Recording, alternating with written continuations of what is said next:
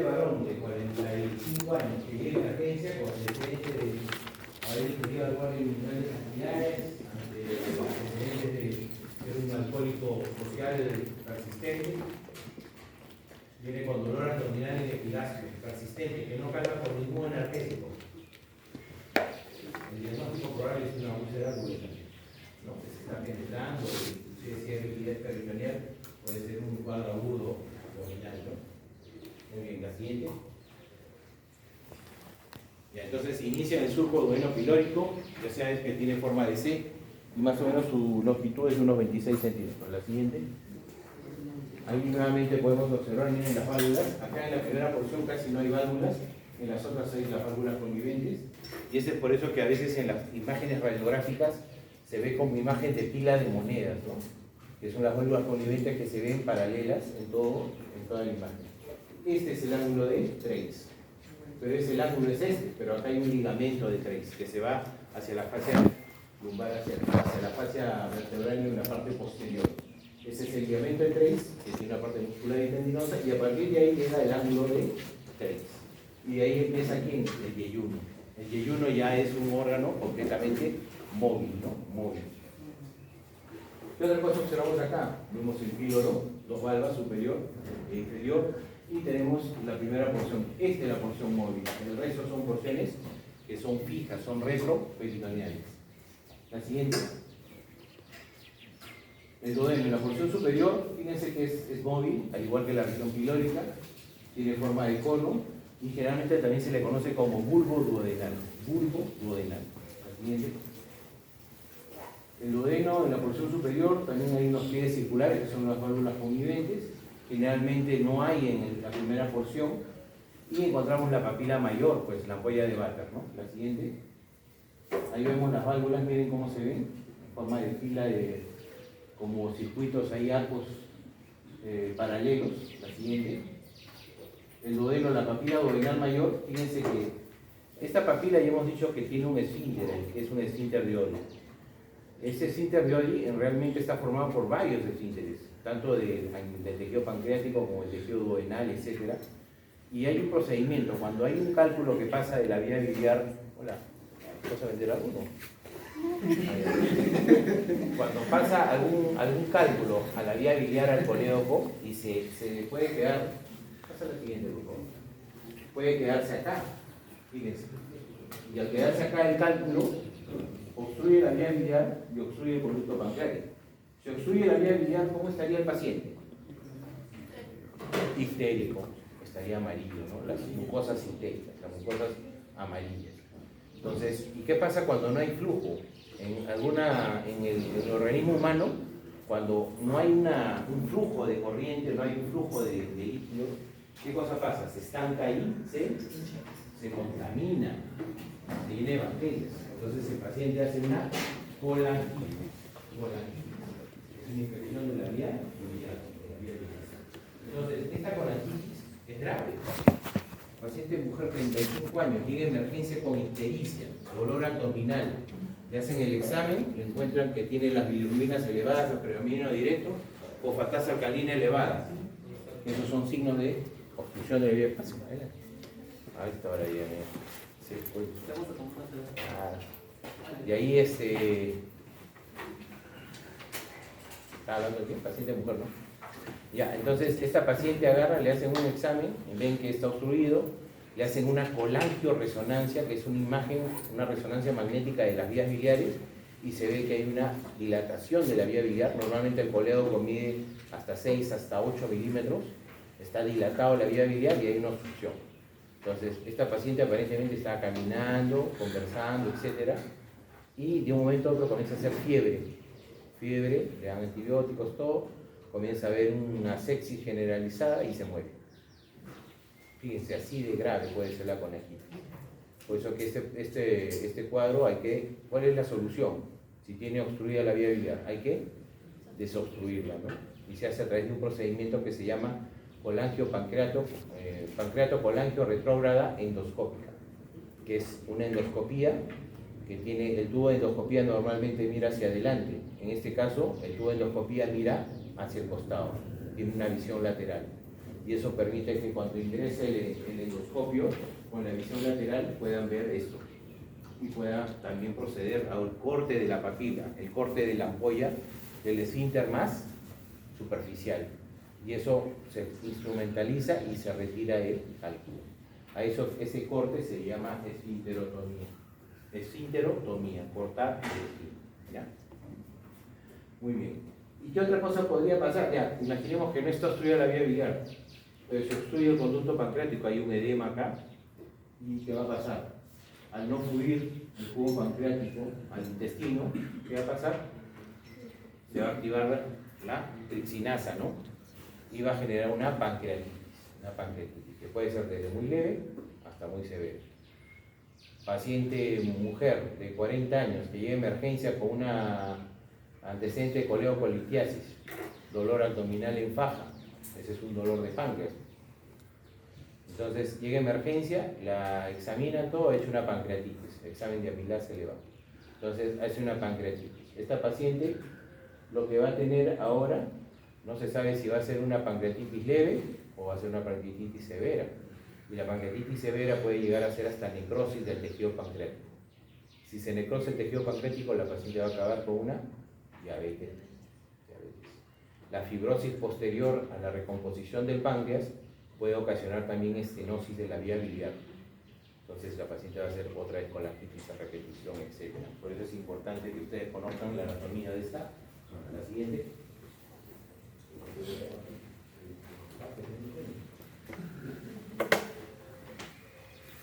Bueno, ya saben que todas las órganos intraabdominales tienen una mucosa, tienen una submucosa, una muscular de la mucosa, tiene una capa muscular y la capa externa es una serosa.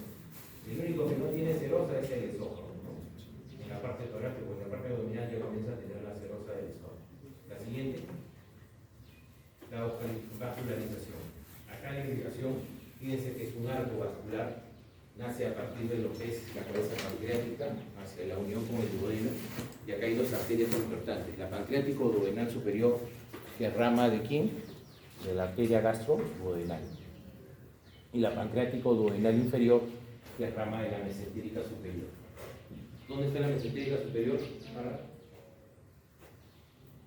¿De dónde sale? Barra menor.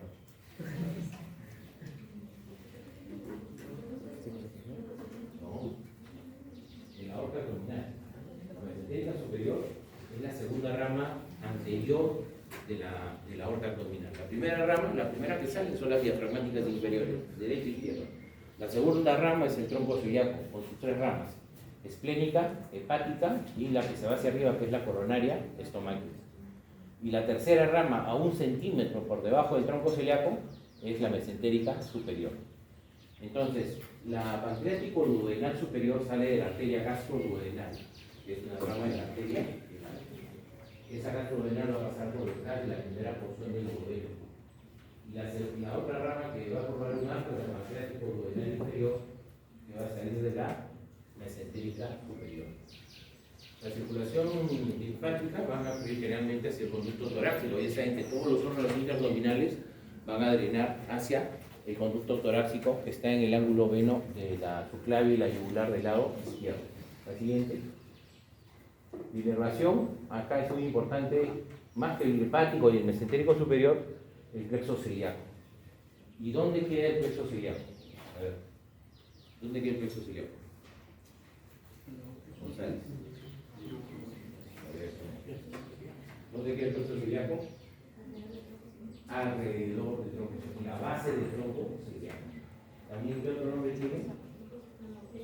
Plexo solar. Plexo solar o plexo celíaco. Entonces, ya vamos a ver, creo que ustedes más adelante vamos a ver cómo se forma el plexo celíaco. Pero acá lo importante es que ese plexo celíaco, por ejemplo, un paciente con un cáncer gástrico avanzado, entonces ingresas a sala, vas a operarlo y ves que todo está tomado. Este paciente se le puede hacer paliativamente. ¿Qué cosa es paliativamente, Rodríguez? ¿Qué es paliativo? Claro, o sea, yo no lo voy a curar. La cirugía ya no va a ser curativa, va a ser paliativa. Paliativa significa que le va a ayudar para de repente comer o no tener dolor. Una forma de aliviar eso para el paciente es inyectarle alcohol absoluto a nivel de plexo ciliar de plexo solar. Eso va a extensar los nervios ahí que van a dar inervación dolorosa a toda esa zona. Entonces, es una forma de inhibir también el dolor abdominal. La siguiente. Entonces, ya hemos dicho que la pancreático duodenal superior, rama de la gastroduodenal, y la pancreático duodenal inferior, rama de la mesentérica superior, forman una especie de arco, tanto anterior como posterior. La siguiente. La pancreático duodenal, la mesentérica porta, la superior. El drenaje venoso, que es similar a la parte arterial, lo único que ya saben que es el trípeto, ¿no? Y ahí viene la formación de la vena porta. La vena porta forma de la unión de la arteria mesentérica, de la vena mesentérica superior con la vena esplénica, ¿no? Vena mesentérica superior y la vena esplénica. Y la vena mesentérica inferior que va a unirse a la vena esplénica, ¿no? Y van a formar la vena porta. Pero ¿cuál es el ítem anatómico? ¿Cuál es el hito anatómico que nos interesa?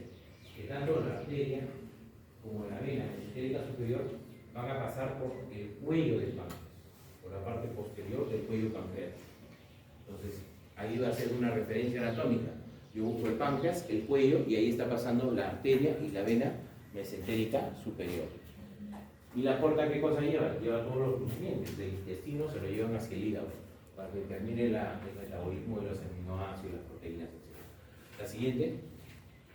Fíjense, ahí nosotros podemos observar la luz del intestino.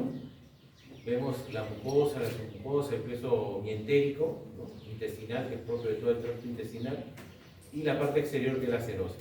Y acá nosotros vemos, miren, el mesenterio, ¿no? El mesenterio es la zona que va a llevar todos los nutrientes, no tanto en el duodeno, sino en el intestino delgado y el colon, los nutrientes, las venas, los linfáticos de todos los intestinos.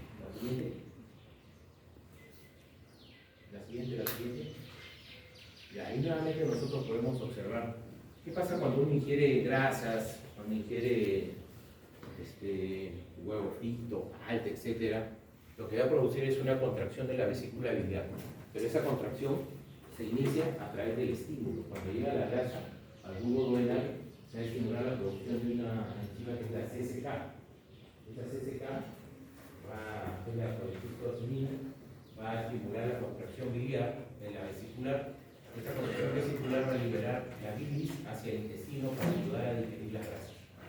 O sea, la primera porción del duodeno es importante porque ahí también se produce, no solamente están las glándulas de Brunner, sino también se produce la liberación de la CSK, ¿no? CSK. Y eso nos va a ayudar para la digestión. Ahí nosotros podemos observar, miren, que tenemos acá el cuerpo pancreático, ¿no? El cuerpo pancreático. Esta es la raíz del mesenterio y acá se supone que está el colon. O sea, esto nosotros no lo vamos a ver salvo la primera porción. Para yo poder ver esto, tengo que hacer la maniobra de Kocher o la maniobra de Cattell y liberar esto, el colon hacia la parte de media para poder ver, observar el duodeno, ¿no? Para poder observar el duodeno. La siguiente. La siguiente. Y ahí nuevamente vemos, mira, la porción descendente del duodeno. Y fíjense el cuello pancreático, ¿vale? Esta es la aorta abdominal. Y acá vemos el cuello. El páncreas tiene 5 porciones. El proceso uncinado, que es esto, el uncus, la cabeza, el cuello, el cuerpo y la cola. La cola también es peritoneal, porque la cola está en relación con el vaso. Pero acá, si este es el cuello, quiere decir que esta es la arteria mesentérica superior y esta es la vena mesentérica superior. Fíjense que pasa por la parte posterior al cuello pancreático, ¿no? Posterior. Y por encima de acá, de la cara anterior del páncreas, tenemos la cara posterior del estómago, ¿no? Del estómago. La siguiente. La siguiente. Miren, ahí por ejemplo nosotros podemos observar tanto la llegada del colédoco como del conducto pancreático y el conducto accesorio santorini. Generalmente más del 45% de disecciones dan un terminal común. O sea, termina tanto el Wilson con el colédoco en una sola ampolla, ¿no? Pero hay otras variaciones, pueden acabar separadas, puede acabar la de Wilson en la vía biliar o de la vía biliar en el Wilson, etcétera, pero es un porcentaje menor. La mayor parte de veces sucede esto. Muy bien, y acá nosotros observamos, miren, el uncus. el uncus, y la arteria y la vena mesentérica superior que están pasando por detrás del cuello pancreático, ¿no? Esto de acá es el músculo suspensorio del duodeno, también conocido como músculo de Treitz. Y acá empieza el ligamento de Treitz, y esto ya viene a ser el yeyuno, que es completamente móvil. Todo esto de acá es fijo, todo esto de acá es fijo. Muy bien, la siguiente. Ahí está, miren, nosotros ahí observamos el músculo suspensorio del duodeno. Esto es lo que se conoce como ligamento de Treitz. Y fíjense su relación. Este es el ligamento, esta es la parte ligamentosa del músculo suspensorio, y acá nomás está el origen del tronco celíaco. ¿Y esto qué cosas son? Esta es la crura esofágica. Ahí está el pilar interno y el pilar externo, el pilar derecho y el pilar izquierdo. El pilar derecho casi forma toda la crura esofágica. Pase. Entonces, y acá nosotros observamos, miren, tronco celíaco a 1,5 centímetros, la arteria mesentérica superior. Muy bien. La siguiente. Acá nosotros observamos, miren, las arterias diafragmáticas. Acá vemos ya, esta de acá es la arteria gastroduodenal con la pancreático-duodenal superior. Aquí está la pancreática duodenal inferior. Esto viene a ser el cuello pancreático.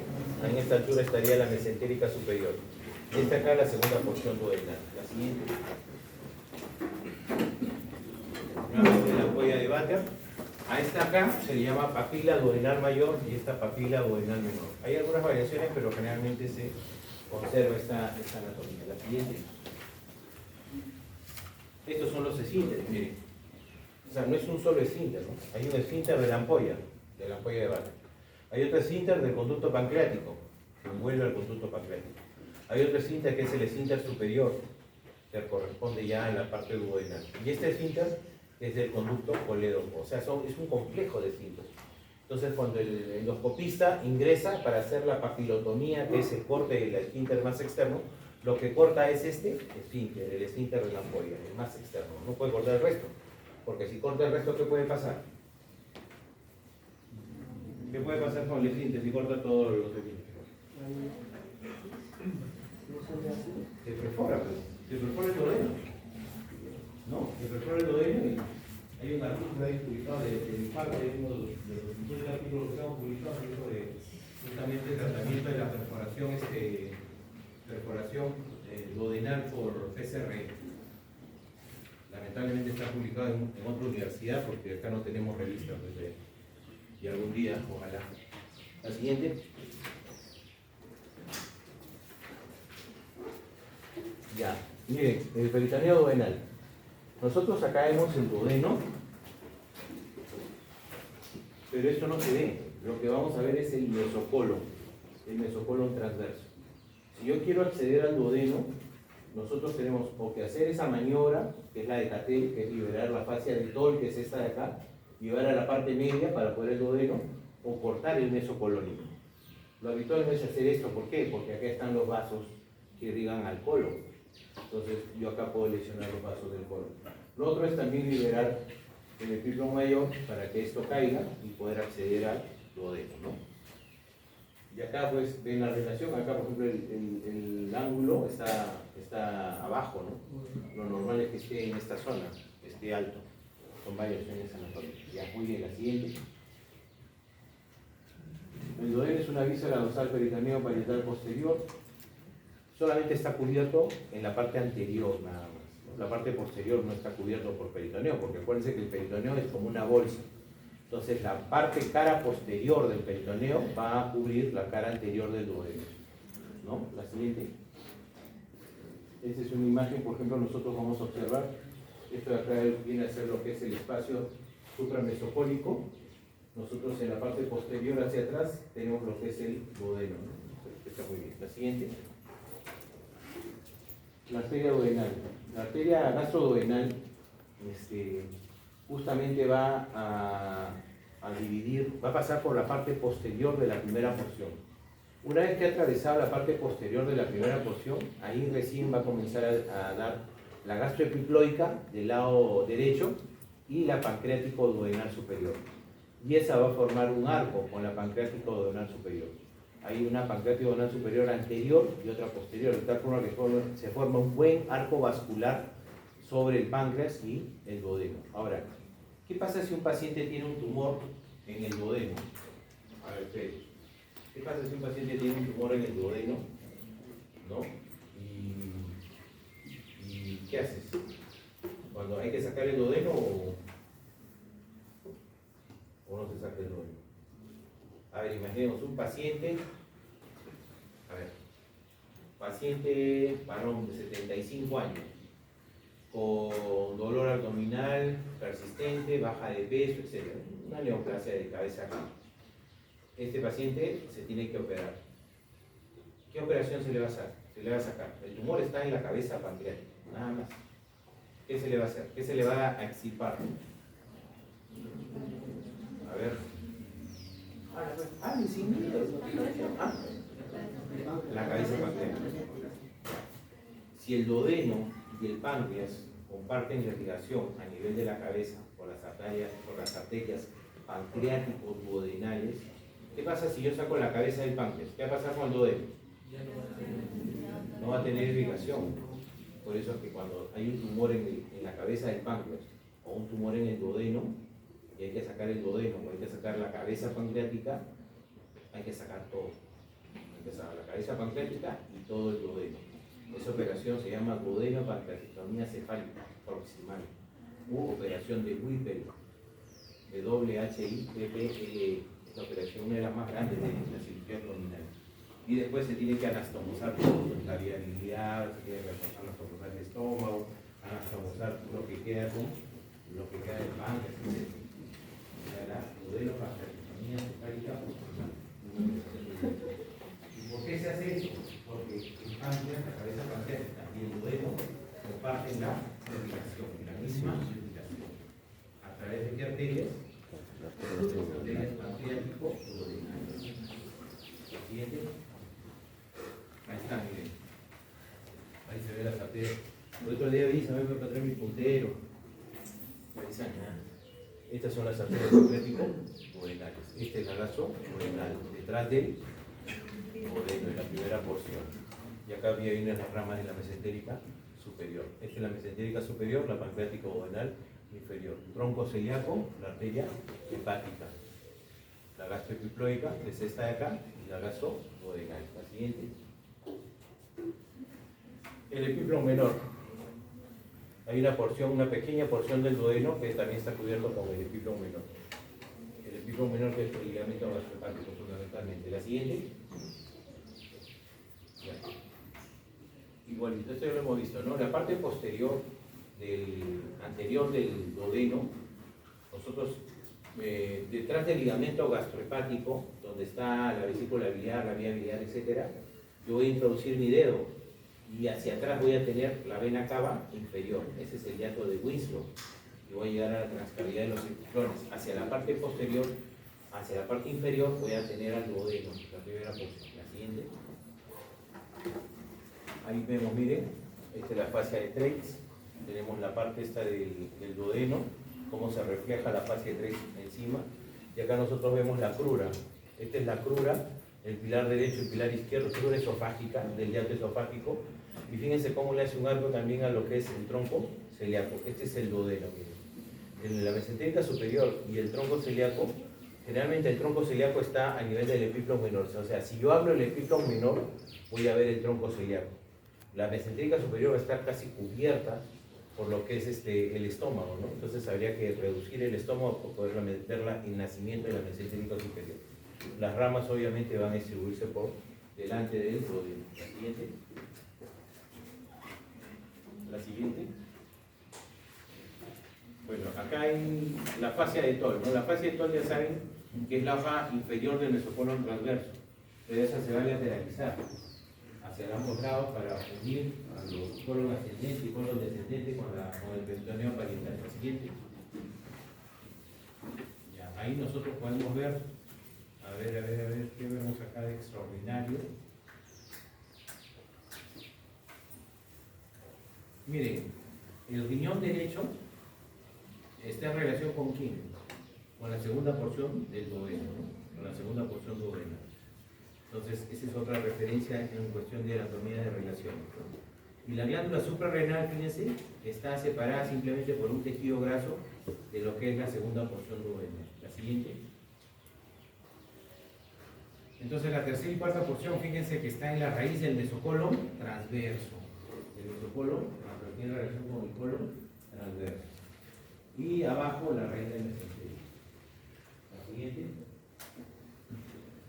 Ahí podemos observar, fíjense cómo el peritoneo, el mesocolon transverso va prácticamente a separar, ¿no?, el duodeno, la parte superior de la parte de la tercera y cuarta porción. La siguiente.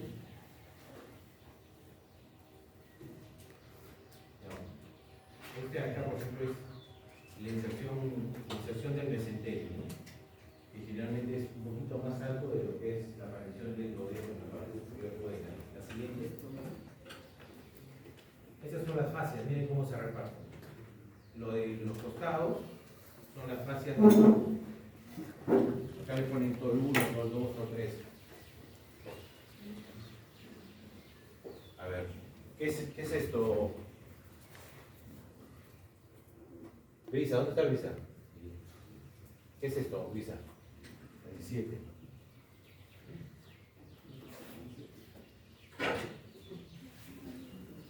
¿Asmar la avenida o no? ¿Qué es el 7? ¿Quién sabe qué es el 7? Este es el duodeno. Miren, este es el duodeno, este es el colon ascendente y este es el colon descendente. Entonces, lo que esta lámina nos está explicando que los órganos intraabdominales tienen fascias, como les expliqué la primera clase. Fascias. Estas fascias son tejido conectivo que va a unir, por ejemplo, en este caso, el colon ascendente con la pared. Pero yo me puedo ir por atrás y todo esto viene a ser parte de la fascia. Fascia de Tol. Hacia ambos lados, miren. Fascia de Tol, fascia de Tol. Por detrás del duodeno está la fascia de Treitz. Por delante del duodeno, que está en relación con el meso colónico, el meso transverso, está la fascia de Fredet. Entonces son fascias con diferentes nombres, son repliegues que van a tener la pared, las fascias del abdomen, ¿no?, del tejido peritoneal. Por delante Fredet, por detrás Treitz, y a los costados el ligamento, o la fascia de todo, ¿no?, la fascia de todo. Ahí es como se distribuyen las fascias. La siguiente. Bueno, el ángulo, fíjense, que tiene varios giros, etc. La siguiente. En esto, por ejemplo, a ver, la parte inferior, ya. Miren, este es aproximado, porque generalmente no es así, ¿no? Cuando nosotros tenemos el ángulo de Treitz, en el ángulo de Treitz nosotros vamos a tener una especie de espacios, que son espacios paraduodenales. Una vez que el duodeno, la cuarta porción, empieza el yeyuno, esa unión con el ligamento puede dejar unos espacios, estos paraduodenales, ¿no? Entonces, ahí, ¿qué sucede? Que muchas veces esos espacios, las asas intestinales delgadas, el yeyuno ilio, se pueden meter y se forma una hernia interna, ¿no? En el espacio de acá, este es el Treitz, se mete acá el intestino y se forma una hernia interna. El paciente hace una obstrucción intestinal. Esos son los espacios paraduodenales que están alrededor, generalmente están en relación al ángulo de Treitz. La siguiente. Ya. Eso también son algunas características de las relaciones duodenales y yeyunales. Pero acá, por ejemplo, lo que sí reafirma lo del defecto de coalescencia, ¿no? Normalmente el Treitz, cuando termina, sale el yeyuno y está fijo, o sea, no hay espacio, ¿no? Pero cuando hay espacios, lamentablemente son hernias paraduodenales, se pueden formar hernias paraduodenales, porque esos espacios pueden permitir que el asa intestinal delgada se pueda introducir, ¿no? A eso le llaman defecto de coalescencia. La siguiente. La siguiente. Ya, esto vamos a pasar lo que ya lo hemos revisado. Sigue, a ver hasta que... A ver, no, la anterior. Pon la anterior. Miren. Cómo introduce la sonda canalada por detrás del ligamento gastrohepático. Este es el epíplon menor. Porción posterior e inferior está el duodeno. Y esto va, ¿a dónde va a llegar? Esa zona canalada. ¿A dónde llega? ¿A dónde? No, llega a la transcavidad de los epiclones. Ahí está el hiato de Wilson. La siguiente. La siguiente. Ya saben que ya hemos hablado de que el timo generalmente se produce en el estómago y posteriormente pasa al intestino. Es neutralizado por la alcalinidad y la glándula de Brunner, ¿no? Entonces, generalmente en esta parte no hay tanto como, no hay una absorción como se da en el diurno, en el hígado, ¿no? La siguiente. Entonces, hay una secreción de mucosa que generalmente es lo que va a proteger al duodeno. Hay una secreción de tipo intestinal que es polivalente, o sea, hay varias sustancias que no tienen una función específica. Y una secreción de las glándulas duodenales, que son las glándulas de Brunner, que generalmente son glándulas de protección, alcalinizando cualquier ácido que pueda haber entrado al duodeno. La siguiente. Ya hemos visto acerca del acceso endoscópico. La única forma de llegar al duodeno es a través de una endoscopía. No hay otra forma de verlo en vivo, ¿no? El acceso quirúrgico, obviamente, pues ya abriéndolo teníamos que abrir una incisión mediana y poder observar el duodeno in situ. Así tal cual abrimos al cadáver, igual. La siguiente. Y eso ya lo hemos visto. La siguiente. La siguiente. Hay un montón de patologías, ¿no? Una de las más frecuentes son las úlceras duodenales, que ya saben, puede ser por un exceso de acidez.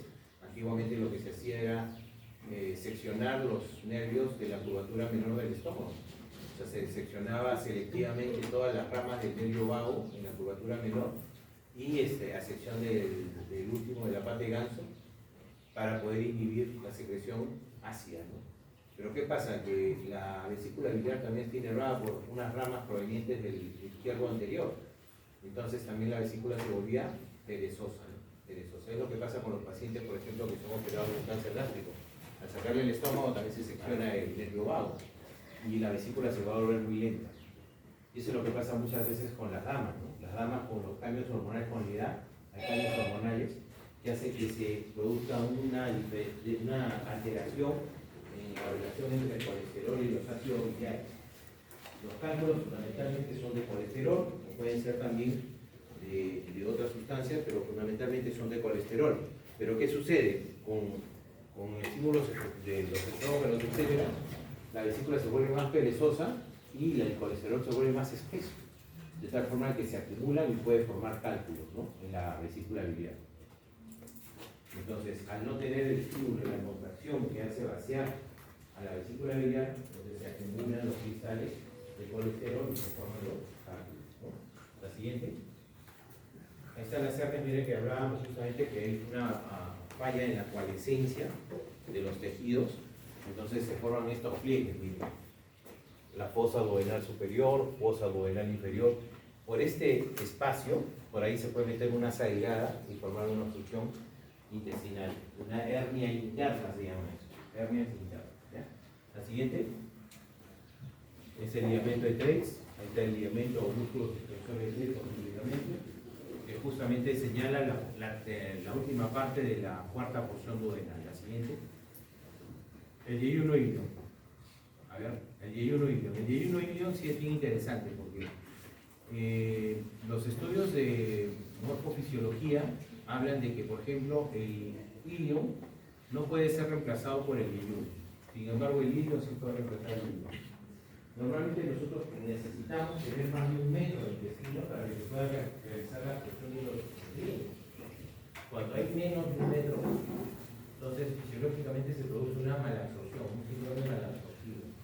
Y el paciente, ¿qué cosa va a pasar cuando tiene menos de 1 metro? No va a absorber los nutrientes y va a comenzar a bajar de peso, va a tener problemas hidroelectrolíticos, etc.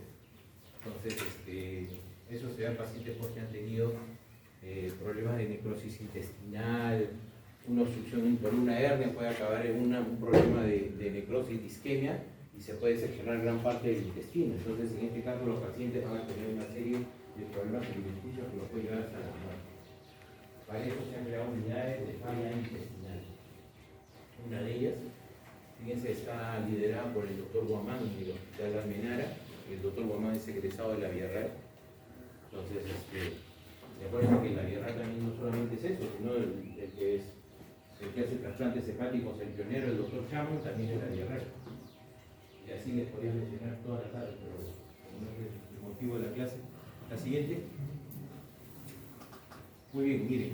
Entonces, una vez que atraviesa, nosotros tenemos dos sitios donde hay unos esfínteres. Uno es el píloro, terminando el estómago, que tiene una válvula superior y una inferior, y la otra es la válvula iliocecal. La válvula iliocecal está terminando el hilo. ¿Dónde está? Está en el ciego. ¿Qué cosa es el ciego? Es la porción más grande, más dilatada del colon hacia el hilo.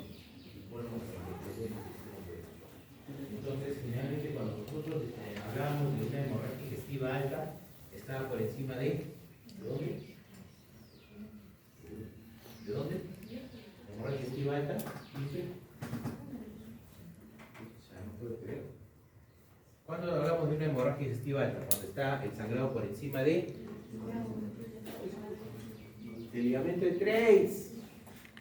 Y entre el ligamento de Treitz y la válvula iliocecal se dice que es intermedia.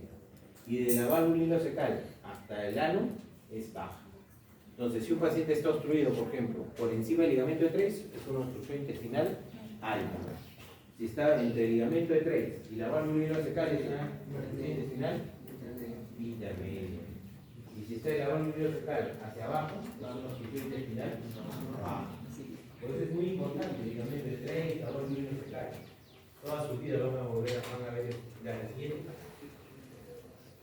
Entonces nosotros tenemos dos segmentos. Terminando la ligamento de Treitz empieza el yeyuno. Es móvil, completamente móvil.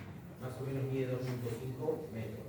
Y de ahí viene el yeyuno, el ilio, que mide 3.5 metros aproximadamente. ¿Cuál es la diferencia entre el yeyuno y el hilo? En el yeyuno se absorben algunas proteínas, carbohidratos, etc. Pero en el hilo se absorben las vitaminas del grupo AD, las liposolubles, ¿no?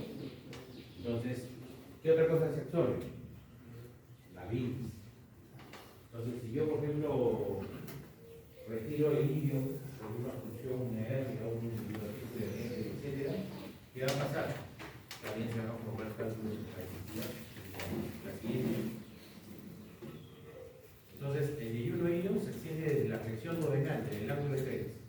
Más o menos tiene 6 a 7 metros con un diámetro de 3 centímetros. Ese es el cadáver. El yeyuno corresponde a las primeras 2/5 partes y el hilo es el restante. O sea, la parte más larga, ¿cuál es? El yeyuno hilo. Y el hilo, 2/5 partes. El hilo, 3/5, es el mayor hilo. La otra es la matemática básica. Muy bien. Ahora, el intestino, el yeyuno hilo, está plegado entre sí. Ustedes van a ver cuando hay el cadáver, todos están juntos ahí, el yeyuno hilo. Pero eso es lo que estén ahí revueltos, no tienen un órgano. La siguiente. Las flexuras, miren, las flexuras tienen entre 20 y 30 centímetros, generalmente hay unas 15 flexuras.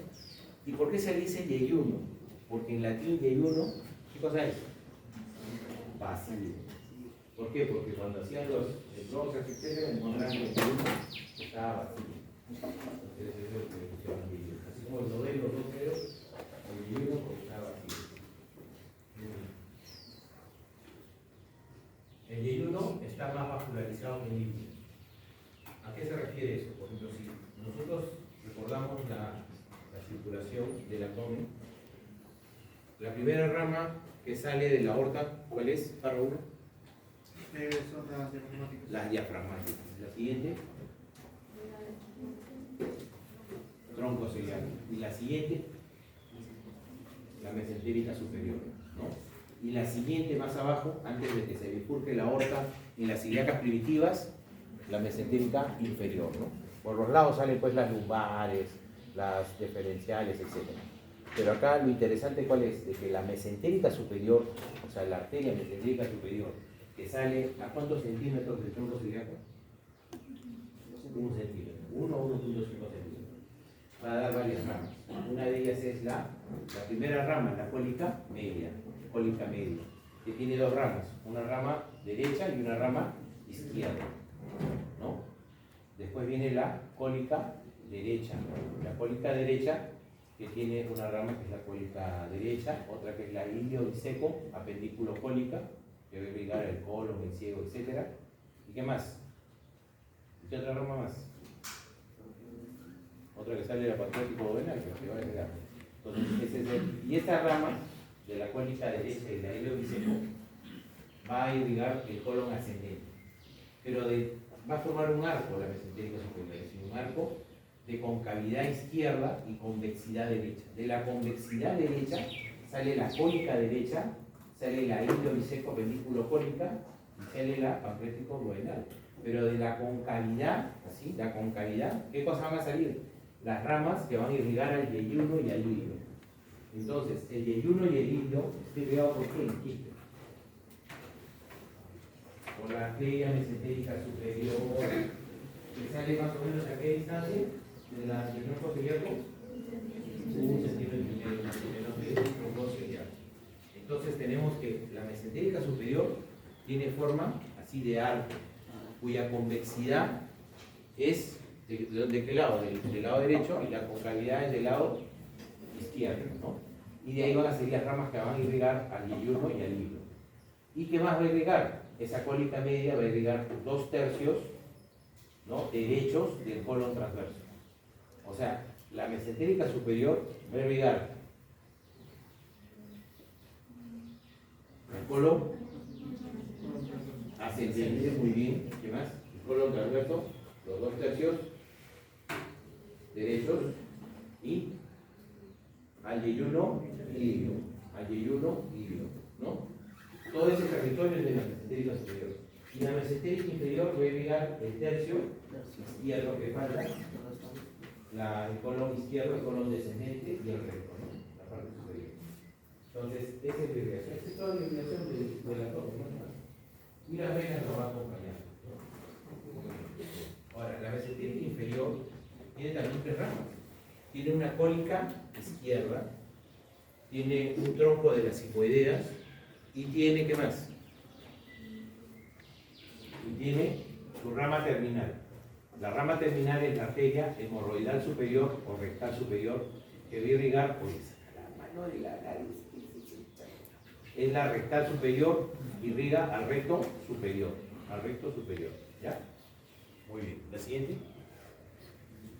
También igualito, hay válvulas conniventes en todo lo que es el yeyuno ilio, ¿no?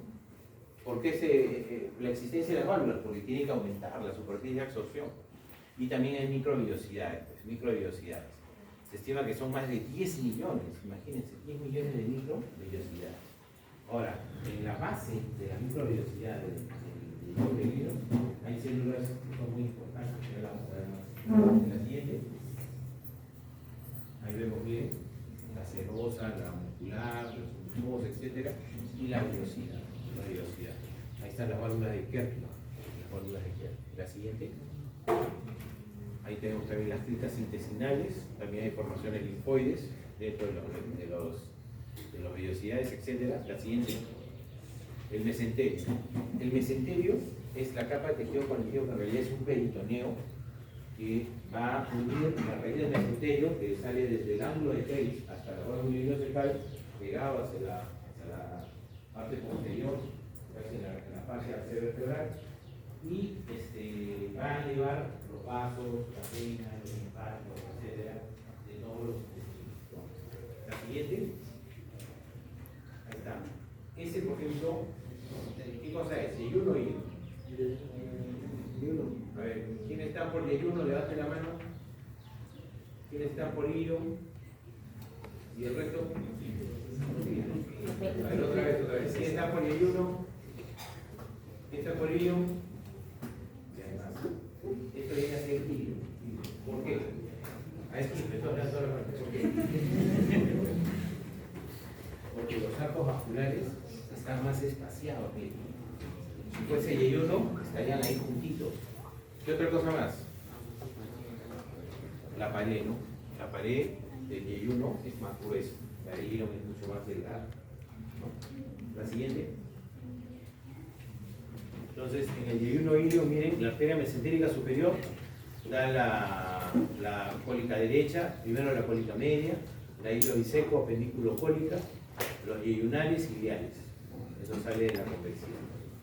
Y la constitución es la misma de todo el tracto digestivo. La siguiente. Las arterias yeyunales también hay primer, segundo orden, tercer orden, pero no nos interesa. Lo que nos interesa es que la circulación linfática es bastante rica en el intestino. Acuérdense que todos los nutrientes se van a acabar a nivel del sistema venoso, porque posteriormente eso va a acabar en la arena porta, que se va a dirigir hacia el hígado para terminar el metabolismo de los aminoácidos lípidos y proteínas. La siguiente. La siguiente. No, la anterior. Inervación, también es importante como simpática y parasimpática. La simpática constriñe y la parasimpática relaja. Por eso que cuando hay predominio parasimpática, realmente el paciente tiene diarrea. Fíjense que normalmente el intestino globo cortal no duele. O sea, no tiene esos receptores sensoriales para producir lo que duele en el intestino. ¿Qué cosa es? Cuando ustedes tienen un cólico de gases, ahí duele, ¿no? Pero duele por la distensión del aire, pues. O sea, lo que duele es la distensión del aire, cuando se distiende, se llena de aire, etc., ahí produce un cólico. Entonces es un dolor tipo, por eso, ¿qué dolor tiene como qué es? La gente no sabe, dolor tipo cólico, eso sabemos nosotros, no sabe la gente. Entonces hay que interpretar, la siguiente. La absorción, miren, en el yeyuno, generalmente la absorción hay una intensiva de nutrientes, ¿no? Aminoácidos, ácidos grasos, la absorción de agua y electrolitos y la digestión final cuando hay una digestión de proteínas y carbohidratos. Porque acuérdense que la digestión inicial se inicia en el duodeno, pero ya posteriormente, ya a nivel yeyunal, se completa, ¿no? Eso de vitaminas tipo solubles está, o sea, parte de las vitaminas, pero en realidad donde se absorben es en el hígado. ¿Para qué nos sirve? Tiene las placas de Peyer, que también tienen función inmunológica. La motilidad también es más lenta. Inclusive cuando nosotros ingerimos cualquier alimento, el alimento va a seguir a través de unas contracciones, ¿no? De movimientos que se llaman movimientos peristálticos. Estos van a seguir avanzando a través de todo el intestino y posteriormente en el intestino grueso va a ir un movimiento diferente, que es un movimiento de acción masiva. Generalmente ser circular, tiene que ser homogéneo. Cuando en el colon ya se produce un movimiento que no es circular y homogéneo, se produce un divertículo. ¿Qué cosa es un divertículo? Es un saco que le sale del intestino, ¿no? Y este saco que le sale del intestino produce una enfermedad que se llama diverticulitis, que puede sangrar, puede perforarse o puede también causar una obstrucción. Entonces lo más común es que sangre, es una de las causas principales de sangrado digestivo bajo. ¿Quiénes tienen divertículos? A partir de los 45 años ya generalmente se va formando un divertículo y es más frecuente en personas mayores, ¿no? Sobre todo con dietas occidentales, por la falta de fibra. Muy bien, así. Ya miren, este cuadro sí es bien interesante porque acá podemos ver una comparación entre el yeyuno y el yeyuno. La ubicación del yeyuno, segunda porción del intestino delgado, el ilio en la tercera y última porción del intestino. La longitud, el ilio es un poco más largo que el intestino ileonar. El diámetro, generalmente el ilio es más ancho. El color es más rojizo. ¿Por qué es más rojizo? Porque tiene más vascularización. Por eso que los vasos son más frecuentes. Las diocides intestinales son largas y densas, en cambio en el ilio son más pequeñas, ¿no? La función principal, la absorción de nutrientes, como aminoácidos, glucosa, y la función principal a nivel del ilio es la absorción de B12, sales y minerales, ¿no? Entonces, si falta B12, da una anemia de tipo perniciosa, ¿no? La siguiente. La siguiente es ahí nomás. Entonces vemos ahí la arteria mesentérica superior, ¿no?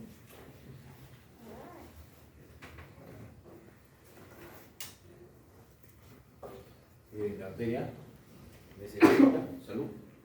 Esta es la cólica media, miren, la arteria mesentérica superior tiene una concavidad hacia el lado derecho, una convexidad del lado izquierdo. Aquí están las ramas yeyuno-ileales que forman arcos de primer, segundo y tercer orden.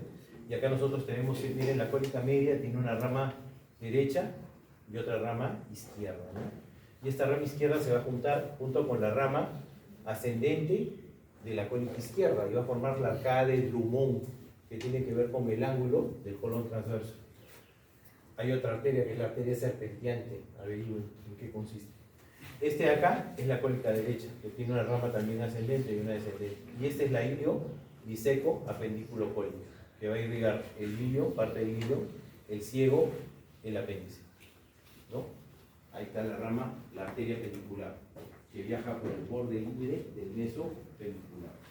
Muy bien, la siguiente. El yeyuno entonces es el campeón de la absorción rápida, mientras que el ilio actúa como un filtro final y un centinela. La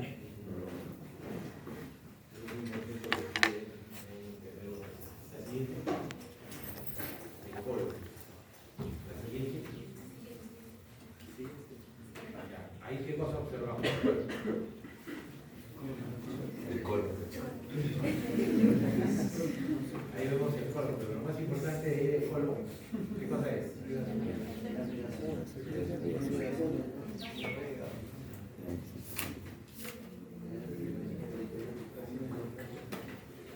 Claro, acá. ¿Qué es eso? A ver. ¿Qué es eso?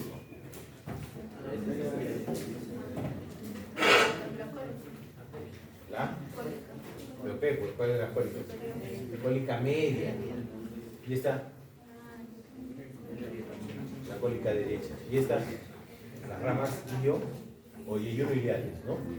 Y de acá vemos, esta ya es irrigación del colon, pero no se ve bien, entonces mejor no para que no se complique. La siguiente. Bueno, esto ya saben, pero fundamentalmente miren la localización en anatomía de superficie de lo que viene a ser el colon ascendente, el colon transverso que cae, ¿no? Y la parte superior, esta es la flexura colónica. Flexura colónica, que fíjense que sube hasta arriba, hasta el hipocondrio derecho y está en relación con el vaso. Y acá tenemos el colon descendente y el colon sigmoideo que está en el hipogástrico. Paciente con dolor en fosa ilíaca derecha, apéndice. Paciente con dolor en flanco derecho, puede ser una hepatitis, puede ser un gastroenterocolitis, etc. Paciente con dolor acá, flexura esclénica. Generalmente lo que duele es la zona recordial. Muchas veces viene el paciente, viene en la filia, le duele el corazón. Y en realidad lo que tiene es ácido. Porque la flexura esclénica se divide, entonces ahí por ahí no ha ido al baño y mucho dolor. La distinción es lo que produce dolor. Si el paciente viene con dolor en flanco o en fosa ilíaca izquierda, ¿qué patología? Más frecuente. Un artículo. Por fin. Solamente sabiendo la localización, eso sabes que sí, cuando uno se internaba con los colegas de otras universidades se hace la competencia, ¿no? Vienes de un paciente y dices, ah, ese es un día, y ahí pues te ganas tu cena de noche. La siguiente, colon sigmoides. Miren, el colon sigmoides es la parte final. Este es el colon sigmoideo. Este es el colon sigmoideo. Pero ¿qué notan, por ejemplo, en esto y en esto? Que es diferente, ¿no? Estos son más cortos y estos son más largos. ¿Y esto por qué se produce? ¿Por qué creen que se produce? En el Perú, por ejemplo, la gente de la sierra, yo creo que ahora ya no tanto, pero normalmente la gente de la sierra, su alimentación es rica en fibra, en granos. Entonces tiende a hacer éstasis en esta zona y distiende, dilata esta zona. Entonces, antiguamente era común ver a pacientes que venían con vólvulo de sigmoides. Entonces, ¿vólvulo qué cosa es? Que el intestino se rota sobre su eje. ¿Dónde hay más posibilidad que se rote? ¿Acá o acá? Acá, pues. Entonces, lo que pasa con estos pacientes es un dólico megacolon, ¿no? El colon se distiende, se dilata, entonces con un movimiento, una extensión por se puede rotar y eso se necrosa. Entonces, habitualmente esto hay que reseccionar, cuando está necrosado hay que seccionar y hacer una colostomía. El paciente ya no va a hacer reposiciones por el ano, sino vamos a abocar. Abocar quiere decir sacar el intestino hacia la pared. El paciente va a tener su bolsita y va a hacer disposiciones acá, ¿no? Hasta que después ojalá se pueda reunir otra vez con el otro lado. Muy bien, la siguiente. Ahí nosotros podemos observar el estómago estómago, el recto, las ramas yeyuno-ileales, recto es la parte final del tracto digestivo. Lo que nos interesa en esta clase es el recto superior, que está irrigada por la rama terminal de la mesentería inferior, que se llama, a ver, el recto se divide en tres partes: recto superior, recto medio, recto inferior. Cada una mide 5 centímetros. En total, ¿cuánto mide? 15.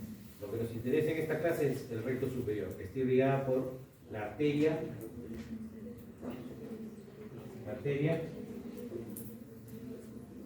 rectal superior o hemorroidal superior. Rectal superior o hemorroidal superior. ¿Qué rama de aquí? La arteria mesentérica inferior.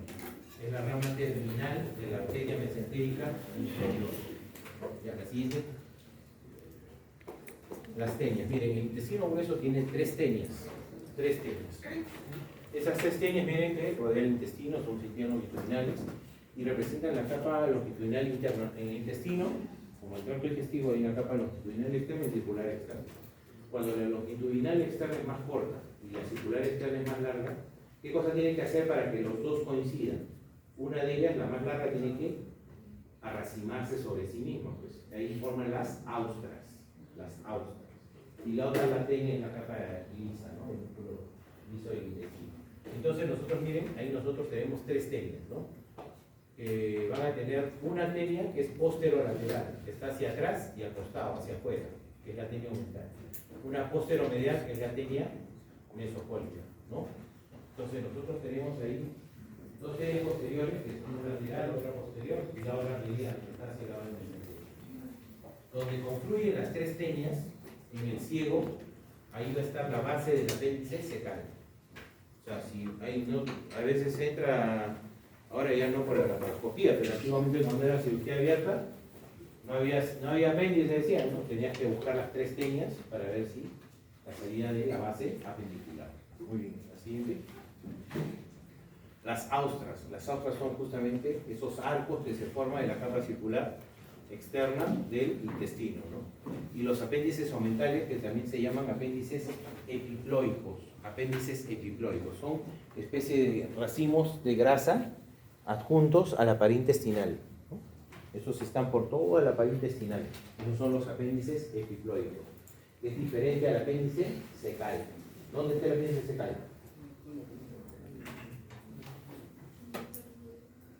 ¿Dónde está el apéndice secal? Donde confluyen las tres tenias. ¿Y dónde confluyen las tres tenias? En el cielo.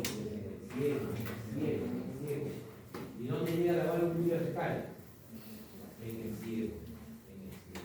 La válvula vertical, en el cielo. Siguiente. Ahí nosotros vemos bien el colon ascendente, el colon transverso, el colon descendente y el colon sigmoideo y el recto superior, ¿no? ¿Cuánto mide de longitud el colon ascendente? A ver, Anayo.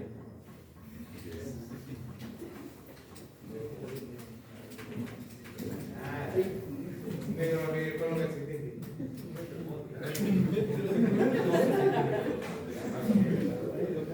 A ver, 15 centímetros. 15 centímetros. Miren, el colon ascendente, este de acá, representa el colon ascendente. Este mide 15 centímetros. Este de acá, ¿cuánto mide? ¿Cuánto? 40. Este de acá, 20. O sea que vas a matar al paciente. Y este de acá, 15, 40 también. ¿Y el recto? 15, pues el recto 15. Ya, bueno, la cosa es de ¿cuánto tiene de diámetro este colon ascendente?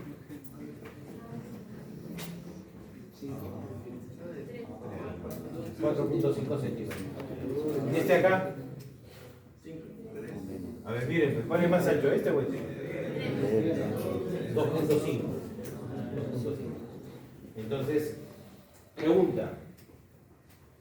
A ver, paciente varón de 70 años que acude a emergencia con antecedente de una neoplasia de colon. ¿Ya? Al examen se evidencia una distensión abdominal imposibilidad de eliminar flatos. O sea, el diagnóstico, ¿qué cosa es? Una obstrucción intestinal. ¿Está bien o no? Ya, si tiene antecedente de un cáncer de colon, ¿de qué lado del colon será? ¿De qué tipo de colon será? ¿Del transverso, el sigmoide, del ascendente, del descendente? ¿Y por qué? A ver. Del sigmoide, ¿por qué? Ya. No, es cuestión de anatomía, nada más. La anatomía sirve para todo. Sigmoide, ¿por qué?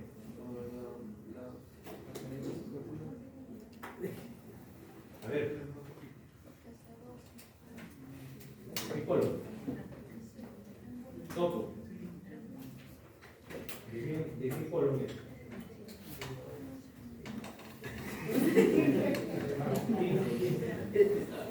¿Qué color? A ver, venga. A ver. Villano.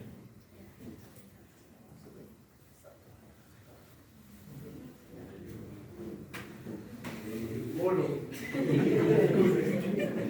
A ver, vamos a razonar. Mire, si el paciente, lo más frecuente, si el paciente tiene un tumor acá, ¿este paciente se va a obstruir? Sí se va a obstruir, pero ¿cuál se va a obstruir más? Primero, ¿este de acá o este de acá? Este, porque el diámetro es más pequeño. Entonces, estos pacientes debutan con obstrucción intestinal. En cambio, estos pacientes no. Estos pacientes, la lesión, como no es tan grande, le da más espacio, estos sangran. Pues entonces se hace una prueba de sangrado en ese y sabe pues que está sangrando. Lo más probable que sea del colon izquierdo. Simplemente sabiendo la anatomía. No necesito saber más. Patología, nada. Con la anatomía yo ya puedo diagnosticar. La siguiente. Bueno, los mesos. Generalmente se habla del mesenterio cuando es intestino delgado. Se habla del meso cuando es intestino grueso, ¿no? Y por ahí, ¿qué cosa va a viajar? Las arterias, las venas, los linfáticos, etc. El momento mayor, ya saben que el epílogo mayor nace de la curvatura mayor del estómago, se adhiere a la tenia anterior de lo que es el colon transverso y va a caer como un delantal sobre todos los intestinos. O sea, cae como un delantal. ¿Y para qué nos sirve el epílogo mayor? El epílogo menor no se puede mover, pero el mayor sí. Por ejemplo, cuando hay un proceso inflamatorio, los vasos que hay, ¿cómo está irrigado el epílogo mayor? ¿Cómo está irrigado el epílogo mayor? A ver, Parra, no. Parra, dos. Por las arterias cardiovasculares, la derecha y la izquierda, un circuito vascular, se llama circuito vascular de Barco, grande, ADK, Barco. Entonces, ¿qué sirve? Porque como tiene esa vascularidad, lo que va a hacer es tratar de aislar el foco inflamatorio. Si yo tengo una apendicitis, el epílogo lo que va a tratar es de aislar el apéndice. Y a veces lo hace tan bien el apéndice, que tiene que, ¿qué va a pasar? Que no va a dejar que se forme un acceso o nada, y al final el tratamiento es conservador. Se le da antibióticos y esta baja, desaparece. ¿Se dan cuenta? Pero a veces pues, el epílogo no es suficiente. ¿Y dónde no será suficiente, Quispe? Quispe-Jón. En niños pequeños, porque el epílogo es cortito. Entonces no llega, se queda hacia arriba. A ver, siguiente. Ya, acá por ejemplo nosotros vemos que las tenias, estas son las tenias, estos son los apéndices epiploicos, estas son las austras, ¿no? Las austras. Acá nosotros tenemos una flexura esplénica, flexura hepática, y acá la flexura esplénica. Flexura hepática, porque aquí está el hígado. Flexura esplénica, porque aquí está el vaso. Colon sigmoides y el recto superior. Acuérdense que el recto solamente está peritonealizado en la parte anterior. Atrás ya no tiene peritoneo, porque el peritoneo es como una bolsa, un saco. Muy bien. Y acá el colon sigmoideo, pues. Acá el colon sigmoideo, Colon sigmoideo. Muy bien. La siguiente. Y acá nuevamente vemos el epílogo mayor, ahí el colon transverso. Todo lo que está por encima del colon es supramesocólico. por debajo, inframesocólico, ¿no? Inframesocólico. La siguiente.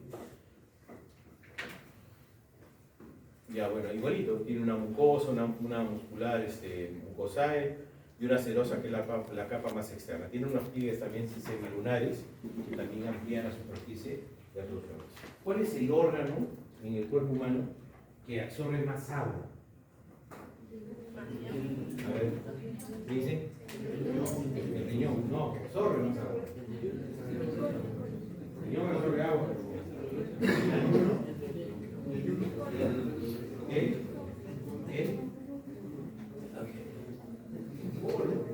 Colon ascendente. Colon ascendente. Miren, así ustedes no ingieran ningún tipo de líquido, ahí ingieren. Si quieren, por ejemplo, ingerir agua, acá lo veo acá ingiriendo agua, pero no tiene electrolitos. Entonces, ¿qué va a pasar si yo ingiero agua? No va a tener, no va a tener sensación de llenura, no vas a hidratarte, ¿no? Porque la hidratación es con electrolitos. Bueno, regresando al tema. ¿De qué estamos hablando? Allá, de la absorción. Miren, ¿cuánto se produce de saliva al día? ¿Cuánto se produce de saliva al día? 5 litros. ¿Quién produce 5 litros? ¿Sabes cómo dicen lo que puse 5 litros? ¿Un litro? Claro, un litro 200 más o menos. El estómago, un litro y medio más o menos. Intestino delgado, más o menos 3 litros y medio. En yeyuno, en hilo, en jugo pancreático, vesícula biliar, más o menos 1300. Al final van a llegar como 6 litros a nivel del cielo. 6 litros. Y al final con las disposiciones solamente salen 200 centímetros cúbicos. ¿Dónde se absorbe la mayor cantidad de agua? En el colon ascendente. Se dan cuenta la cantidad de agua que se absorbe, cosa que con las disposiciones solamente salen 200 centímetros cúbicos. Así no inquieran ningún líquido, porque se están produciendo 6 litros. Por eso es importante mantener el equilibrio homeostático. Muy bien, la siguiente. Colon derecho, ya saben que está el ciego. La primera porción del colon ascendente es el ciego, ¿no? La irrigación obviamente va hasta 2/3 derechos del colon. A ver. El tercio izquierdo está irrigado por la arteria mesentérica inferior. La siguiente. Ahora hay unas arterias marginales, hay una arcada vascular alrededor de todo el intestino, o sea, está bien irrigado, ¿no? Está bien irrigado, unas arcadas vasculares que van a irrigar todo el intestino, ascendente, transverso, descendente. La aorta abdominal de la arteria mesentérica superior, que hemos visto esto, la cólica derecha, la cólica media y la arteria iliomeseco, apendículo cólica, o iliocólica si quieren, y la arteria mesentérica inferior con la arteria cólica izquierda, con su rama ascendente y descendente, el tronco de las arterias sigmoideas, o pueden variar entre 3 o 4, y la arteria rectal superior que va a irrigar al recto superior. La siguiente. Ahí nosotros vemos, acá lo que sí me interesa que conozcan, porque ya la mesentérica superior ya la conocen, es la mesentérica inferior. Miren, esta es la aorta abdominal, y acá se dividen las arterias ilíacas primitivas, ¿no? Ahora, en las ilíacas primitivas nosotros vamos a observar que acá está la arteria, esta arteria es la, ¿cómo se llama? La sacra media, ¿no? Sacra media, que sale por la parte posterior de la aorta abdominal. Y esta de acá, la última, miren, es la arteria mesentérica inferior.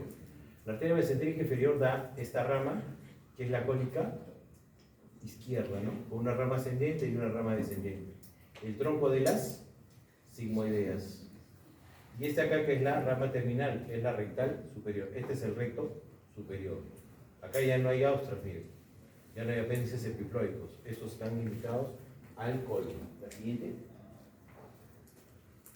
Bueno, esto tiene una serie de variaciones, ¿no? Lo que estamos aprendiendo ahora son los más comunes, pero pueden haber variaciones. Muy bien. La siguiente. No, la anterior. La anterior. ¿Dónde están las venas? Ahí. Miren, toda la sangre venosa del intestino va a acabar acá a nivel de la mesentérica superior o de la esclénica. Y la mesentérica inferior acaba acá, en la esclénica. Y las dos se juntan para formar ¿qué cosa? La vena porta. La vena porta. que es la que va a llegar al hígado y va a llevar para justamente el metabolismo de los final de los nutrientes, las proteínas, los aminoácidos. Muy bien, la siguiente.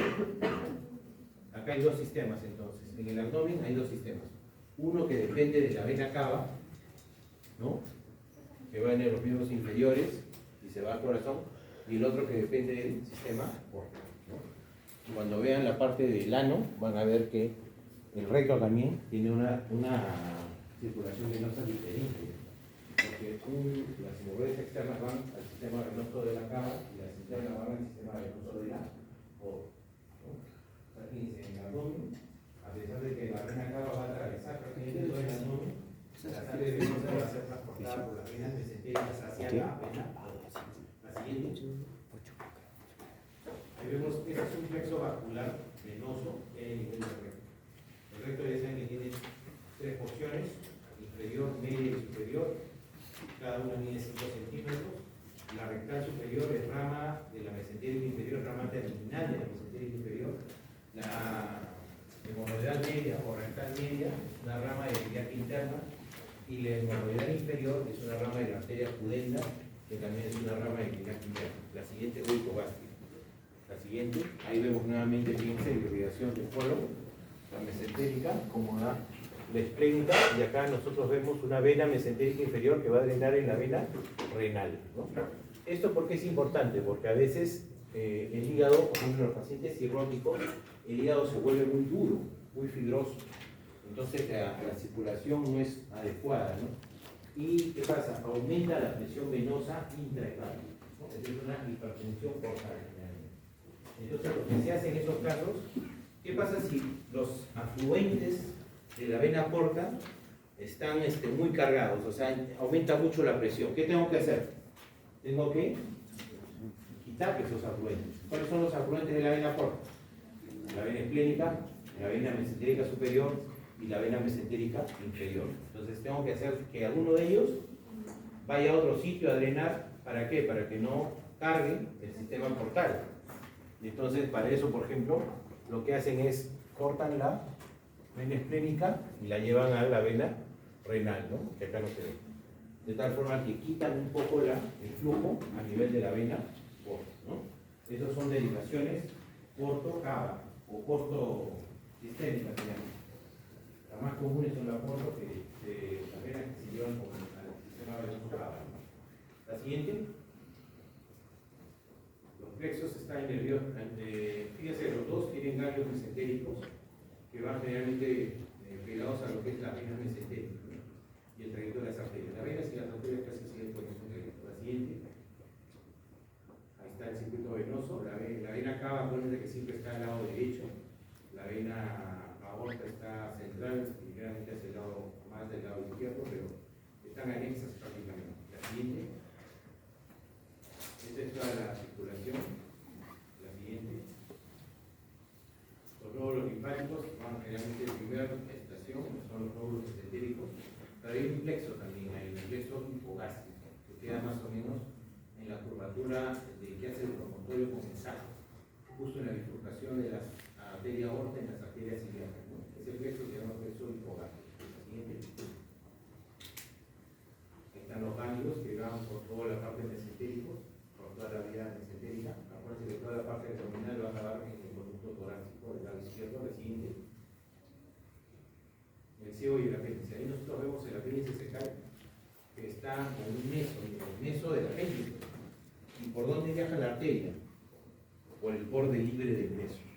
Esa es una pregunta que le van a hacer en el internado. Este es el meso y la arteria está acá, en este borde de acá. No pegado al ciego, no pegado al apéndice, sino en este borde de acá. Por eso que cuando se hace la apendicitis abierta laparoscópica, acá se atraviesa pegado y esto se liga o se quema si es laparoscopía. Este es el orificio del apéndice. Normalmente las apendicitis se producen por unos pecaditos, ¿no? Que obstruyen la luz. Es muy pequeño, entonces se pueden obstruir ahí con la luz intestinal y hace que esto se dematice. Al final esto que es chiquito se vuelve como un salchichón.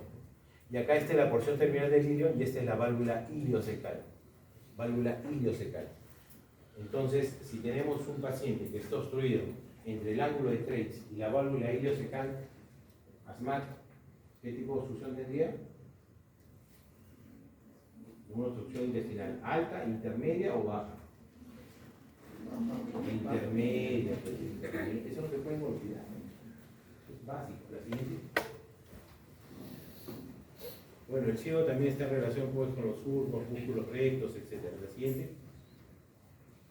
Igualito. La siguiente. Esto ya lo hemos visto, ¿no? La arteria del ciego. La siguiente.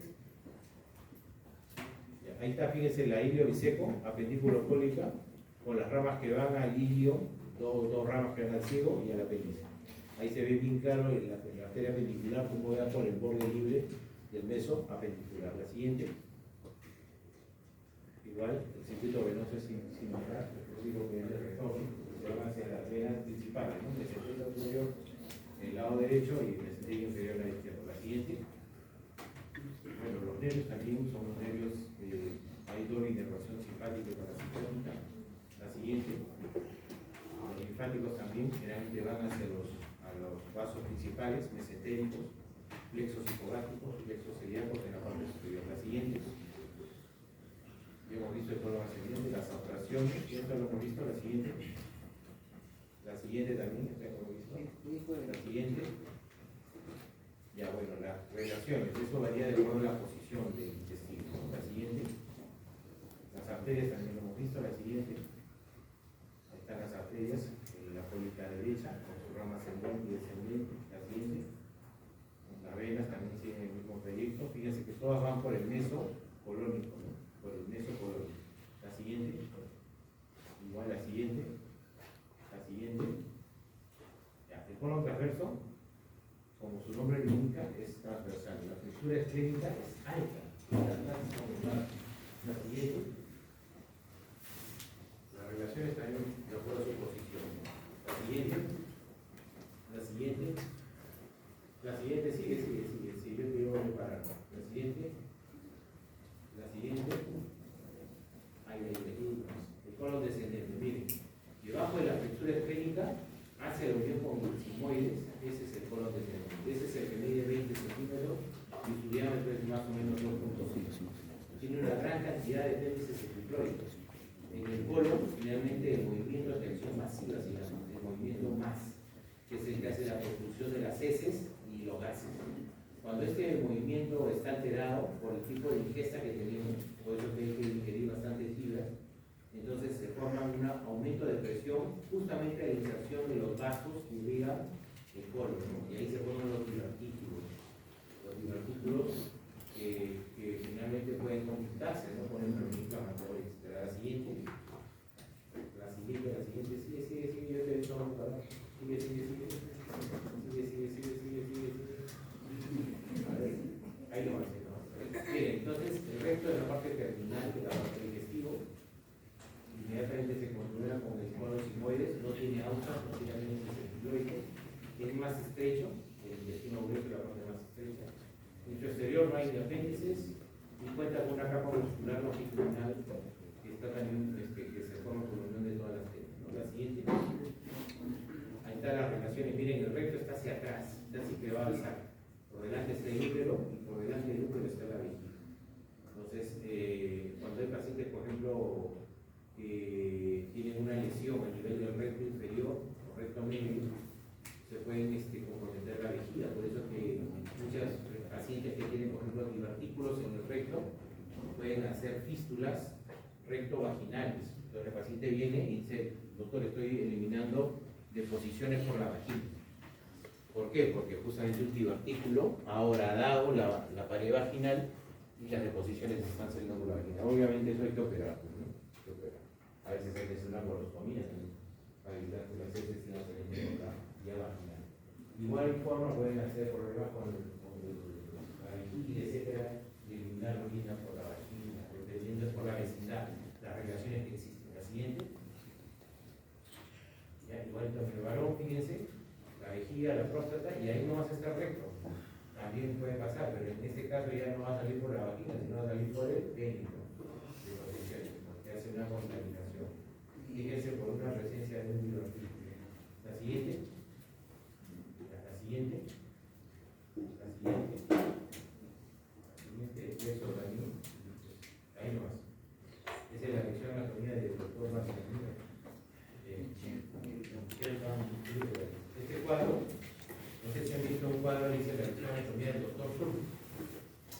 es el anterior. En esto se basó para hacer el cuadro que pintó, ¿no? Este cuadro no se sabe dónde está. No sé si está en una colección privada, etc. En cambio el otro sí está en un museo holandés. Muy bien, gracias. Voy a